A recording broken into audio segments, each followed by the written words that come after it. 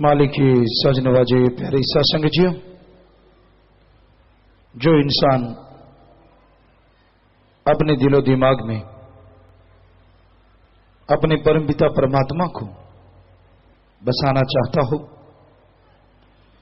जो इंसान परमानंद की प्राप्ति का चाहवान हो, जो इंसान मालिक के नूरी सुबरूप की चाह रखता हो, जो इंसान इंसानियत की बुलंदियों पे जाना चाहता हो, उसके लिए जरूरी है सत्संग सुने, पीर फकीर जो अल्लाह वाहिगुरु के वचन कहते हैं उनको माने और अपनी निजी जिंदगी में उनको अपनाए, तो ये सब चाहतें पूरी होने में देर नहीं लगती। इंसान को अपना स्वभाव बदलना पड़ता है। आप शुरुआत कीजिए अपने घर परिवार से। आप अपने माता पिता से कैसा व्यवहार करते हैं? कहीं उनको काटने को तो नहीं दौड़ते? मां का क्या गुनाह है जिसने 9 महीने आपका बोझ उठाया अपने गर्भ में, उसी को आप गाली गलौज करते हैं, मार पिटाई तक पहुंच जाते हैं। अगर उनकी बात अच्छी नहीं लगती, उनकी बेइज्जती मत करो। और अगर उनका राह सही नहीं है तो जरूरी नहीं है कि उनके राह के अनुसार ही चलना है, पर यह जरूरी है कि उनका निरादर नहीं करना है। ऐसे ही बाप का साया है, उंगली पकड़ के चलना सिखाया, आपका अपना नाम दिया, तो बेइज्जती नहीं करनी चाहिए। ठीक है, उनका रास्ता गलत है तो किनारा कर लो, राड़ से बाढ़ अच्छी, पर झगड़ा ना करो, गलत ना बोलो, क्योंकि आप भी उनका खून है। अगर आप अपने मां बाप को गलत बोलते हैं तो आप कहां से बड़े इंसान हो सकते हैं, क्योंकि आपकी रगों में भी तो उन्हीं का खून दौड़ रहा है। कभी विचार किया करो। जो बुजुर्ग हैं, यानी जिनके आगे बच्चे जवान हैं, अधेड़ हैं, बुजुर्ग हैं, उनको चाहिए वो अपने बच्चों को बुरा ना कहें, उनकी निंदा ना करें, उन्हें गलत ना बोलें, क्योंकि वो आपका ही खून है। अगर वो गलत हैं, पैदा तो आपने किए, आप कहां से बड़े मानस हैं? आज बड़े मानस बन रहे होंगे, लेकिन जब वो छोटे थे गाली गलौज मार पिटाई की शिक्षा आपने ही दी होगी, इसलिए वो ऐसा कर रहे हैं। तो दोनों पीढ़ियों को यह समझना है, सत्कार करना सीखना है, इज्जत से बोलना सीखना है। तो घर परिवार से मीठा बोलना शुरू करो, इज्जत सत्कार एक दूसरे का करना सीखो। फिर यही चीज दुनिया में लागू करो। दुनिया में कोई बड़ा मिलता है तो अपने बुजुर्गों की तरह, बाप दादा जो भी उनकी एज लगती है आपको, हम उम्र लगते हैं तो बहन भाई की तरह, और आपसे बहुत छोटे बच्चे हैं तो अपने बेटा बेटी पोता नाती की तरह मानो, उनका सत्कार प्यार मोहब्बत करो।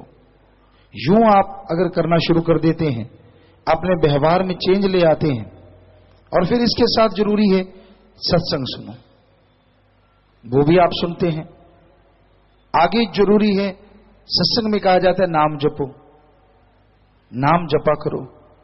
अब नाम भी जपते हैं तो और भी बात एक जरूरी है कि आप अपने कर्तव्य का पत्नी के लिए, पति के लिए, बेटे के लिए, बेटी के लिए, मां बाप के लिए, बच्चों के लिए जो भी कर्तव्य बनता है उसका निर्वाह सही तरीके से करो। लेकिन महीने में 5 दिन, 7 दिन, हफ्ते में 1 दिन, 2 दिन, जो भी आप निकाल सकते हैं, पर हित के लिए समय जरूर निकालो। परमार्थ करो, तन से, मन से, धन से। ढोंग मत करो, डगोसले मत करो। एडा पोड़ा खसम नहीं जड़ा मकर चलित्र ना जाने, ਇਹਦੇ घर विच ओहियो बस सकती जिहड़ी सब चतुराइयां भुल जावे। वो भगवान अल्लाह वाहिगुरु हर पल, हर जगह, हर समय रहता है। बताओ आप उससे कैसे बचोगे? आपको एक बात सुनाया करते हैं कि एक पीर था, कोई भी उसके यहां जाता, बहुत पहले की बात, तो उसे गुरुमंत्र कलमा देता ही देता था, पर वो पहचान जरूर करता था अच्छा कौन इसके लायक है, कौन इसके नहीं लायक। अब एक बार 2 लोग पहुंच गए उसके पास, दोनों कहीं जी हमने आपसे गुरुमंत्र लेना है, नाम दीक्षा लेनी है। पीर ने निगाह मारी, एक काबिल एक नाकाबिल। अब जब तक साबित नहीं होता, परीक्षा नहीं लेते तो पता कैसे चलेगा। तो उनके पास 2 बटेर थे। कहने लगे ये लो बटेर, यहां कोई भी ना देख रहा हो, जरा सा गर्दन दबा के इनको बेहोश करके ले आओ। कहने लगे जी ठीक है। दोनों ने बटेर लिए, चले गए। एक गया झाड़ियों के पीछे, इधर उधर देखा, कोई भी नहीं है। थोड़ा गर्दन दबाया, बटेर बेहोश हो गया। कहता लो जी आपका बटेर। कहता अच्छा, बड़ा जल्दी लौट आया। कहता जी बस झाड़ियों में गया, कोई था ही नहीं, जंगलात है, तो मैंने इसका गला दबा दिया, बेहोश हो गया। कहता अच्छा। कहता हाँ जी कोई नहीं था। कहते ठीक है। वो बटेर वहां रख दिया, ठीक हो गया। थोड़ी देर बाद बेहोशी से होश में आ गया।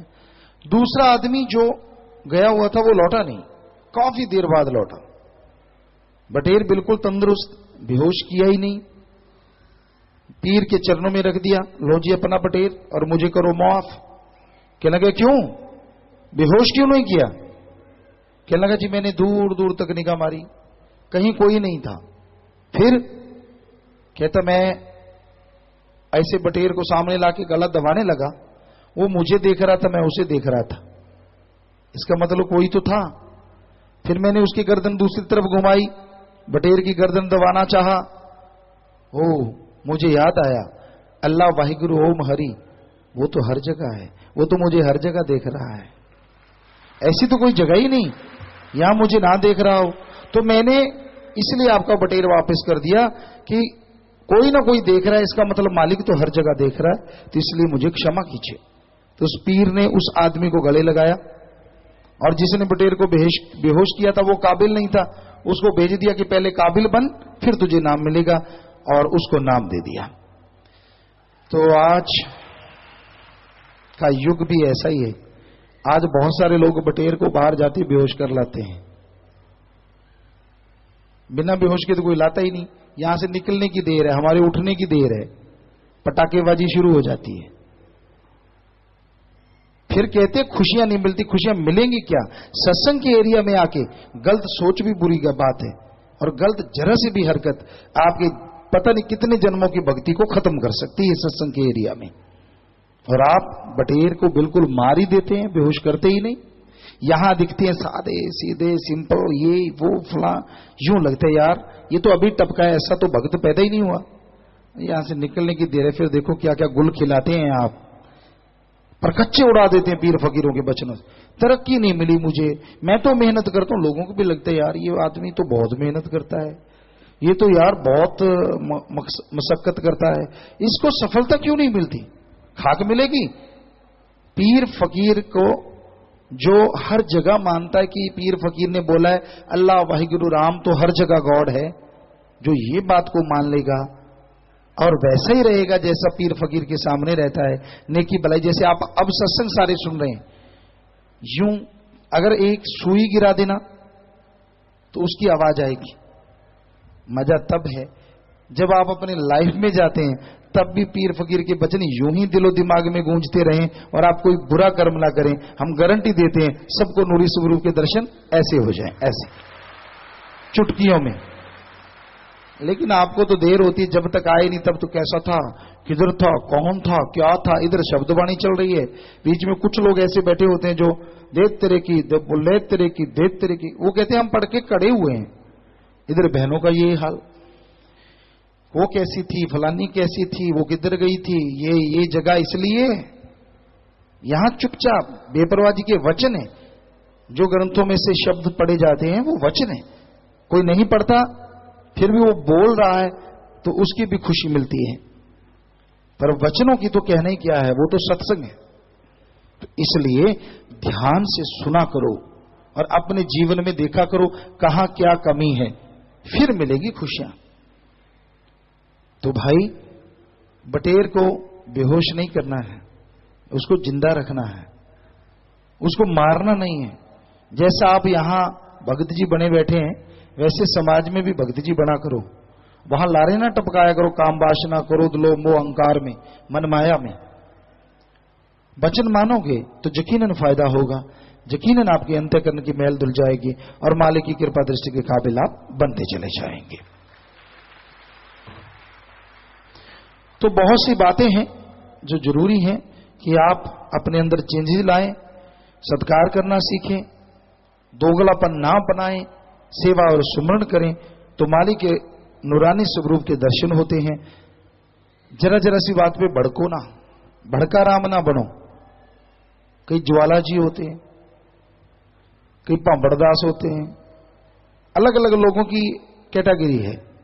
आप किसी को छेड़ लो, एक बार की बात है, कोई बिच्छू बेचने वाला आया, क्या लगा यार इस बड़े का क्या रेट है, कहता 5 रुपए, कहता इस बच्चे का, कहता इसका भी 5, कहता तू मूर्ख है, कहता क्यों, कहता छोटे का भी 5, बड़े का भी 5, कहता हाथ लगा के देख ले, डंक एक जैसा मारते हैं। तो यहां कोई कोई हैं जो ठंड का राम होंगे, बल्कि भड़का भड़की फिरते हैं सारे। तो अपने आप को कोशिश करो, अपनी आग को सुमन के द्वारा मिटाओ, भक्ति के द्वारा खत्म करो। ये नहीं आप किसी को यूं कोनी लगी, मेरे कोनी लगाती, वो बात गई जब बाथरूम में, एक बाथरूम में 20-20 लोग आ गए थे और भगवान की मूर्ति क्या, भगवान साक्षात वहां प्रकट हो गए थे। आज वाले तो कहते मेरा बाथरूम बाद में लॉक, तू चल निकल बाहर, चाहे बेचारे के लूज मोशन से कपड़े खराब हो जाएं, मेरा तो मेरा ही है। बता तू क्या वहां घर चूल्हा डालेगा जो भोजन बनाएगा वहां बैठ के? बस पागलपन, इतनी बुद्धि है। कहां वो भगत थे जिन्होंने एक में इतने लोगों, बात तो 2-4 मिनट की, 10 मिनट की भी आजकल वाले आधा घंटा लगा लेते होंगे जब आप बाथरूम जाते हैं, टॉयलेट जाते हैं। पर बस दुनिया में अलग अलग तरह की बातें होती रहती हैं। कोई लड़ता है राजा महाराजाओं जमीन जायदाद के लिए, कोई राजपाट के लिए, और कई ऐसी होते हैं कि मेरी कोणी क्यों लगा दी, इसकी लड़ते रहते हैं। बाद में आंखें दिखाते कोणी लगाई थी, वो बेचारा सोचते यार कहां इस बला के पास बैठ गए, पंगा ही ले लिया। अब हिलते जुलते कोणी तो लगी जाती है बाई चांस। तो सहन करना सीखो, फिर हैं आप भगत, फिर हैं मालिक के प्यारे। अगर सहन शक्ति जवाब दे गई, इसका मतलब आपके अंदर सहन शक्ति तो है ही नहीं, भक्ति तो आप करते ही नहीं, जबकि आत्मबल गिर चुका है आपका। सुमन करो, सेवा करो, ताकि फिर से आत्मबल आए और सहन शक्ति बढ़े और मालिक की तमाम खुशियां आपकी झोली में आ सकें।